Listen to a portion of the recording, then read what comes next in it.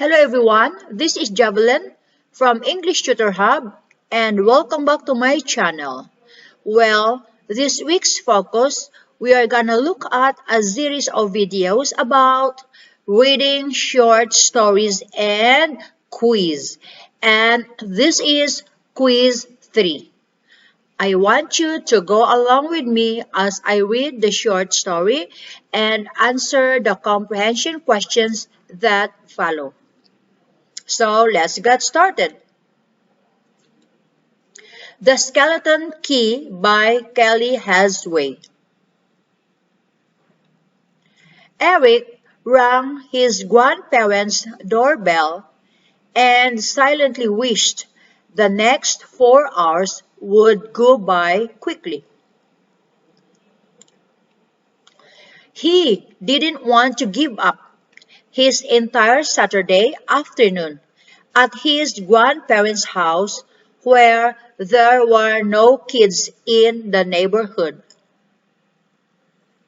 "You're right on time," Grandma Bethany said, opening the door. "There's tea and cake in the dining room." "Cake?"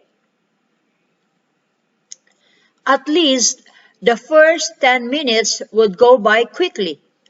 Eric hung his coat on the rack by the door and saw a strange-looking key hanging on a hook. "Grandpa Bill, what's this funny key for?" "That's a skeleton key. It opens the best room in this house," Grandpa Bill whispered so no one else could hear. "It's the room I go to when your grandmother tries to make me help with the dishes." "What's so special about the room?" Eric asked. "It's a game room," Grandpa Bill said. "Take the key and see if you can find the room by the time I finish my tea." Eric grabbed the key and stared at it. A skeleton key? It looks old.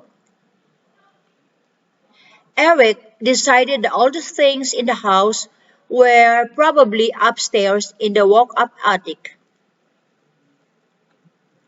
He headed past the dining room and to the stairs. Grandpa Bill sipped his tea and shook his head. Eric knew that meant he was going the wrong way. He headed back to the front door where he'd found the key. Eric thought about the oldest part of a house. The basement is the first part that's built. He rushed to the basement door and looked at the lock. It was different from a normal lock. He slid the key inside and turned it. With a click, the door opened. Eric switched on the light and walked down the stairs. The basement was one giant room with a pool table in the middle and a dartboard on the far wall. "Awesome," Eric said. "Ever learn to play pool?" Grandpa Bill asked, coming down the stairs. "No," Eric said. "Well then, grab a cue from the rack and I'll teach you." Eric smiled. The next 4 hours were going to fly by. So that's the end of the story, guys. And the next slide is the quiz, alright? There are only 4 comprehension questions for you to answer. I'll give you 5 seconds before I'm going to give the answer for each question. If you need some time, you can pause the video and start it again when you are ready. Alright? So, question number 1. What is the setting of this story? Tell where and when the story takes place. What is the setting of this story?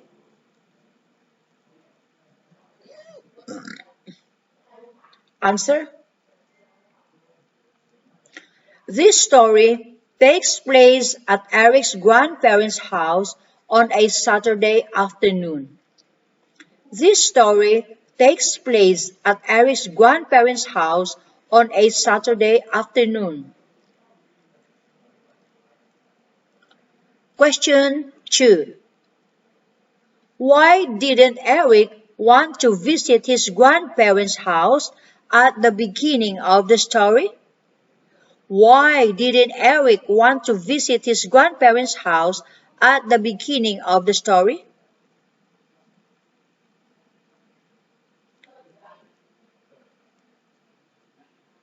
Answer. There were no kids in the neighborhood, and he thought he would be bored. There were no kids in the neighborhood, and he thought he would be bored.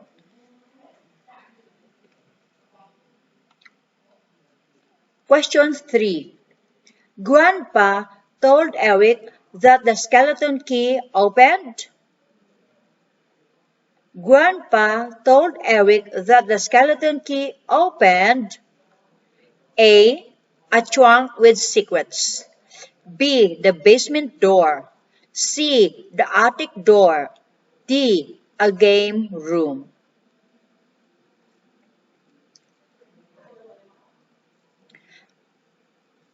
Answer. The basement door. It's B. The basement door.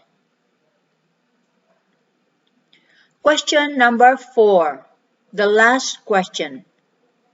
Why did Eric think the key would open the attic door? Why did Eric think the key would open the attic door?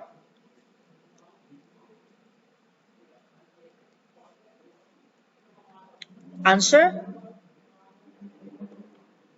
The key looked old and he thought the attic contained the oldest things in the house. The key looked old and he thought the attic contained the oldest things in the house. So guys, tell me in the comments below how many correct answers you get. And if you enjoy this video, please share it in social media. And if you want to get a full transcript of this quiz, go to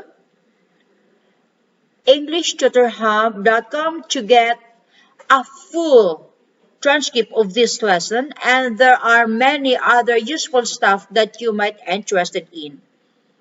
Don't forget to subscribe, share, like, and let me know your thoughts and questions.